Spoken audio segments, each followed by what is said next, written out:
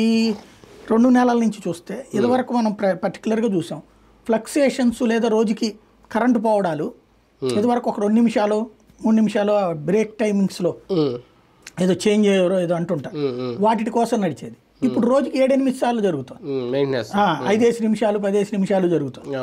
శనివారం పూట్ల అయితే ఇదివరకటి రోజుల్లో ఒక 2 గంటలు 3 గంటలు పోయి ఇప్పుడు పూట పోతుంది. అంటే అది బాబు గారికి తెలిసి జరుగుతోందా లేదా బాబు గారు ఇట్లా చెప్పారు కాబట్టి నువ్వు నాకు ఈ రేంజ్లోనే కరెంటు వాడకం ఉండాలన్నారు కాబట్టి వీళ్ళు తీసేస్తున్నారా? ఇది మొదట్లో బాగానే ఉంటుంది. తర్వాత ఇప్పుడు ఇదివరకటి రోజుల్లో ఈ 24 గంటల కరెంటు ఇదే బాబు గారు 2014లో వచ్చాక 24 గంటలు కరెంటు పెట్టాక చాలా మందికి ఈ ఇన్వర్టర్ల బిజినెస్ ఆగిపోయింది. మళ్ళీ జగన్ వచ్చిన తర్వాత ఈ శనివారాల ఇష్యూ ఈ వచ్చినప్పుడు ప్లస్ ఫ్లక్సేషన్స్ వస్తున్నటువంటి సందర్భంలో మళ్ళీ ఈ తీసుకున్నాడు. ఇప్పుడు మళ్ళీ ఆ స్టేజ్ ఇప్పుడు జనరేటర్ల స్టేజ్కి తెచ్చారనుకోండి, అవతల వాళ్ళు ఏమనుకుంటారు? పాలన సక్రమంగా ఉందనుకుంటారా? కాబట్టి స్ట్రాటజిక్గా దాంట్లో వాళ్ళ దగ్గర నువ్వు మీటర్లకు సంబంధించి పెడతావా పెట్టవా, లేకపోతే స్మార్ట్ మీటర్లు కాబట్టి మామూలు మీటర్లు పెట్టు.